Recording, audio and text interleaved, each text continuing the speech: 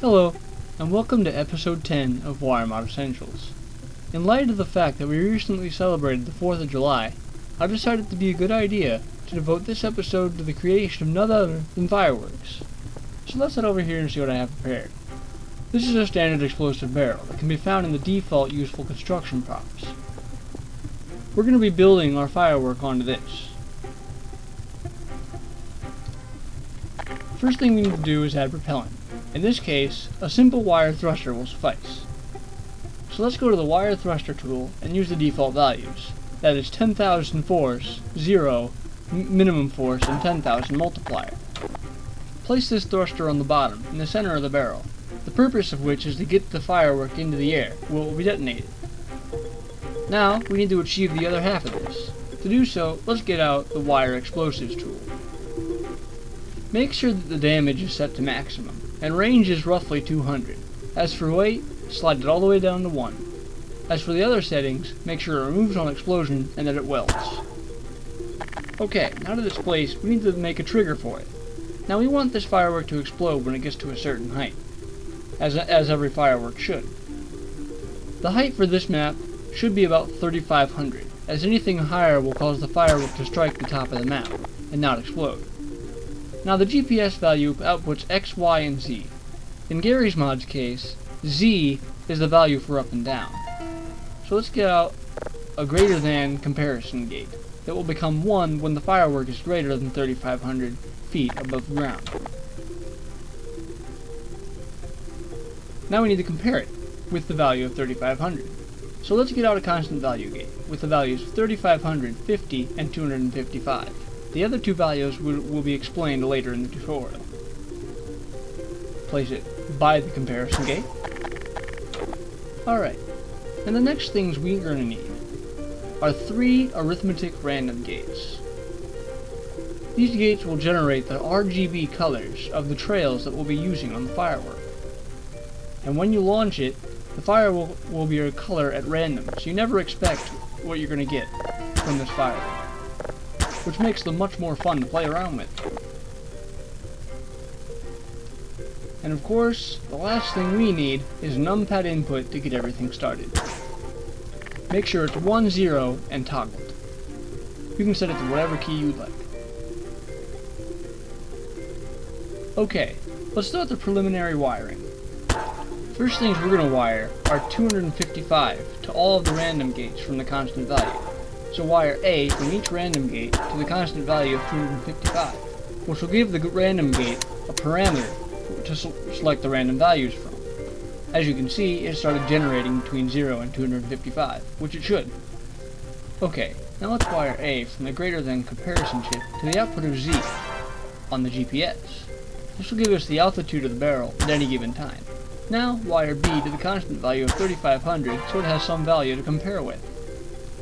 Next, wire detonate from the explosive to the greater than gate. So when the greater than gate becomes 1, meaning the barrel is above 3,500 feet, the bomb will go off, detonating the firework. Now wire A from the thruster to the numpad input, so that it activates when we want it to, and begins its flight skyward. Okay, now the firework itself is done. Now we just need to add the stars, so to speak.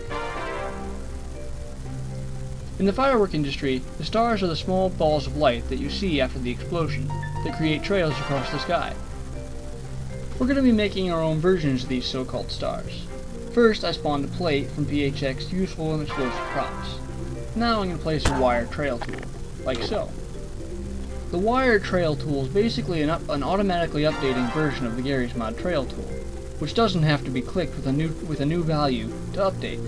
First thing we're going to do is wire A from the trail. Now in this case, A means alpha, and alpha is how close a color is to full opacity. We're going to wire this to 255 to make it fully opaque. Now let's wire set to the numpad input. This way when the numpad input becomes 1, it'll put the new color trail into the trail emitter. Now wire length to 50 on the constant value, and then start width to 50, and end width to 50. This basically configures the trail's length and thickness, which will stay constant throughout the flight.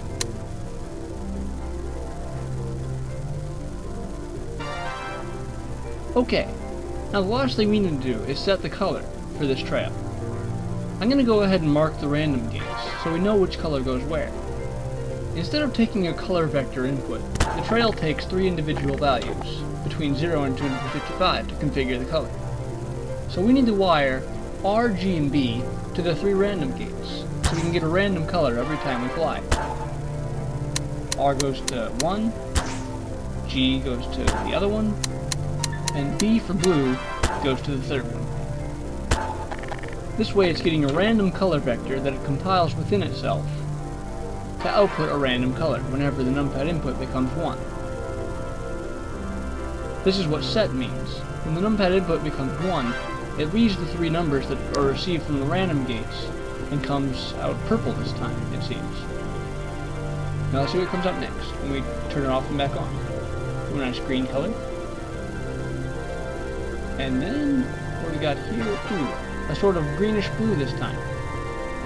This is the effect of wiring R, G, and B to 3 random gates. It always outputs a different color, instead of having you set one. Okay, now instead of doing all that over again, let's just duplicate it, because it will automatically wire to the same place if the chips are present.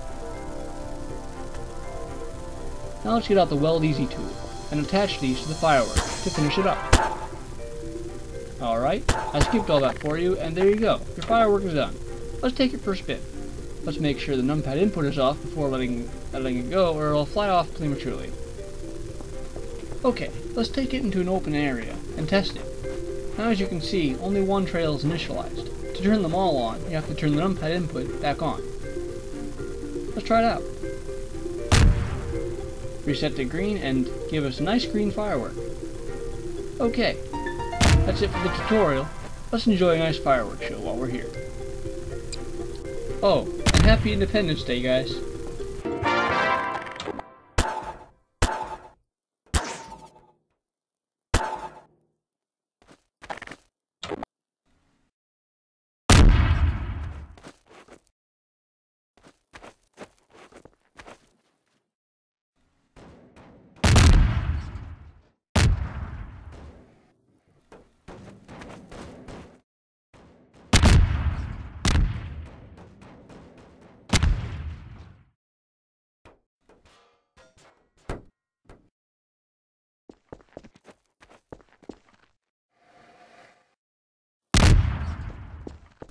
Hope you enjoyed the show.